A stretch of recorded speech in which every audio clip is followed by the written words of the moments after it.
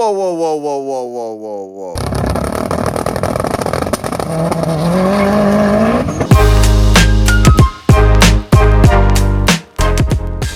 So, here we are, our first ever official face on camera YouTube video. Now, previously, we've just put clips of sprints, track days, and other bits and bats up, but wanted to put faces now to the team where you can watch a video and you can see myself, you can see Brian, Simon, Paul, and some of the people who are not constantly involved with the team. Get them on board and you can see them and see the team for what we are, what we do, the family feel and stuff like that. But also another reason for the video and for the videos to come is we got asked, how do you afford to do the motorsport? Because it's expensive. Well, it is expensive and it's not expensive. You can do it on a budget. You can do it where you spend silly money. So I wanted to do a series and explain how to develop a race team, how to build a race team, and how to do motorsport. Now, you put into YouTube, how do I start a motorsport team, or how do I get into motorsport, whatever you want to put in, you'll find videos of how to get into Ginetta, you'll find videos of how to get into F1, and you'll find videos of how to get into touring cars. Now, that's probably not the avenue you want to go down. You've probably got your own car, or you might have a car that's you do track days in, etc., etc., and you want to do something competitive. Now, whether that's on your own, whether that's as a team, it's up to yourselves, isn't it? But there's that cost involved with everything. So I'm not saying the way we've done things is right, but it's worked for us, and that's the most important thing, that it works. And it's worked for a couple of years now. This is going to be our third year now, 2025. So I want you to share that knowledge with yourselves. I want you to share our journey with yourselves. Now, before we start, if there's anything that you want to know or you want to find out about, put it in the comments below and we'll incorporate it into a video, because this is all about us giving to you the knowledge on how to approach things, from building a brand, forging some partnerships, getting sponsorship, logistics side of it, to and from the track. How do you go about the motorsport side of it the day before, on the day, coming back from a track day? Because people might think, oh, it's a lot to do in one day. Well, you don't have to do it all in one day. You can do it over a couple of days. So in this video, I want to touch where the team came from, talk about who's involved with the team, and also talk about how the motorsport venture came about. So firstly, the team. How did the team come about? How was Team Cams Racing born? Well, Team Cams Racing comes from Cams Performance, which is a Subaru specialist in Darwin in the northwest of England. It's owned and operated by Brian Coward. Fantastic guy. Product knowledge is second to none. One of the best in the industry. Do everything from general maintenance to serious upgrades, engine builds, gearboxes, you name it, mapping. Everything can be done through Cams Performance. So the whole Cams Performance and Team Cams is a family orientated thing, and it goes far beyond the four people that you'll see on social media, with it being me, Brian, Paul and Simon. You've got the likes of Jono, you've got Andy, you've got Rob, you've got Neil, you've got Greg, you've got Phil. They all go and do 10 of the best, and they have done for many, many, many years with Cams Performance. Now, 10 of the best used to be a teamed event. So with the three disciplines, half mile, quarter mile, handling circuit. So when they went, there'd be Team Cams. Now, when we discussed about doing the sprints and stuff, we needed to come up with a name.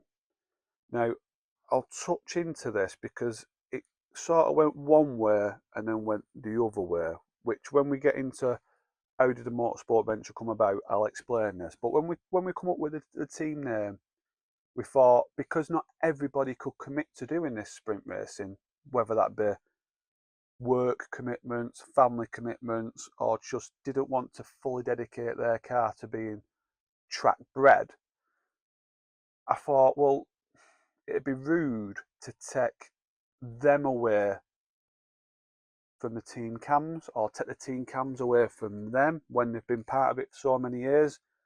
So we could have come up with a completely new name, but it would have been wrong. It would have been morally wrong.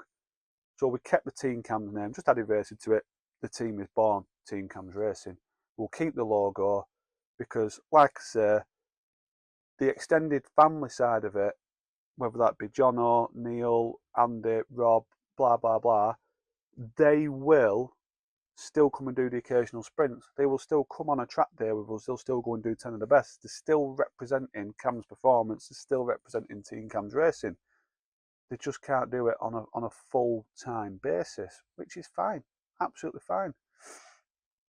So the team, the core team, is myself, James. I sort of developed and pushed the team, come up with the idea of doing the team, which again we will touch on when we get into how the motorsport venture began.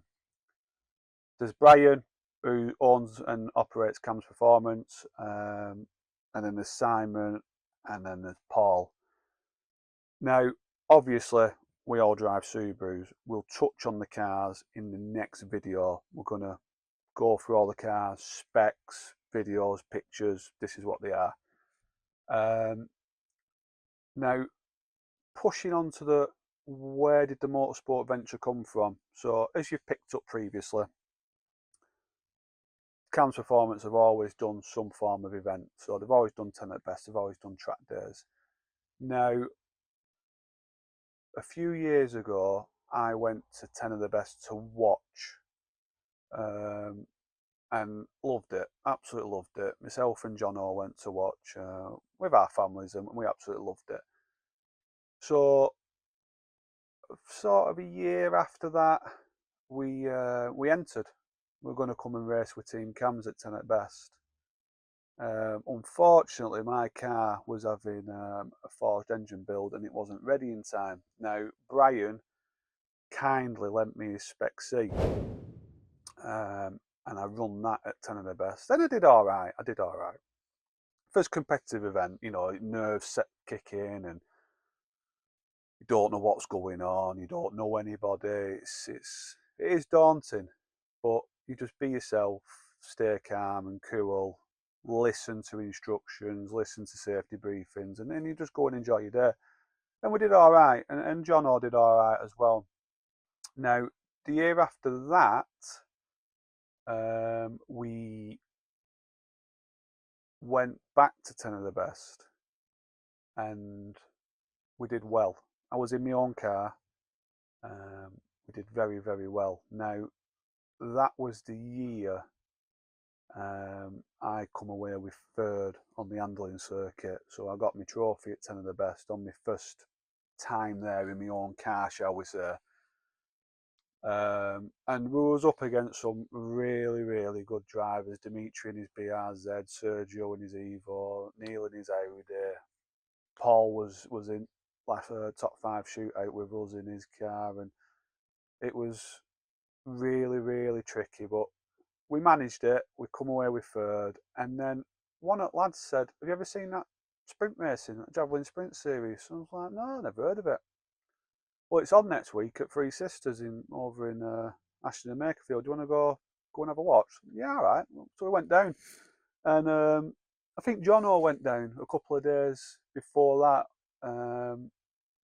No, sorry, the day before we went. Yeah, because it was double header, I believe. Yeah, so he went on the Saturday, and then me and Greg went down on the Sunday. So I thought, God, I fancy a bit of this. It looked great. There was some serious cars in the paddock. There was race fans everywhere. It was a proper good little setup. So I thought, I want some of this. I'm going to do it. But how can I do it? So I went home, speak to wife, you speak to lads, and so on and so forth. And I thought, I'm going to go down the route of sponsorship. Now, the sponsorship side of it, we're going to touch on in a couple of videos' time. But I still had big costs ahead of me. I had to get my car ready for these sprints. I had to get the logisticals. I didn't even have a van.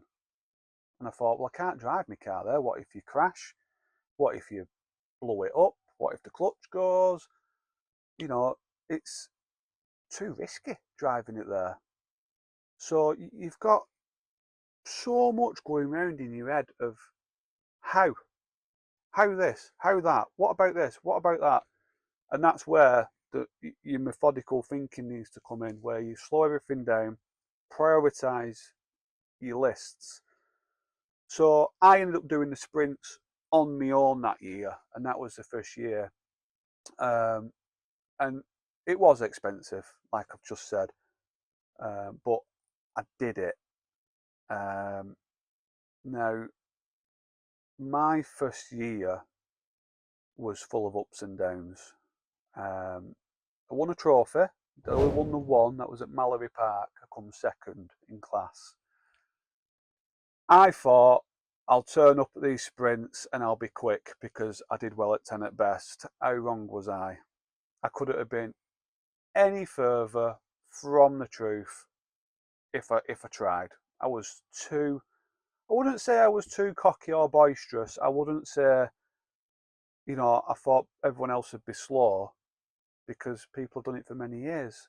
I was confident because of my result at 10 and the best, but it's a different animal. It is a different animal.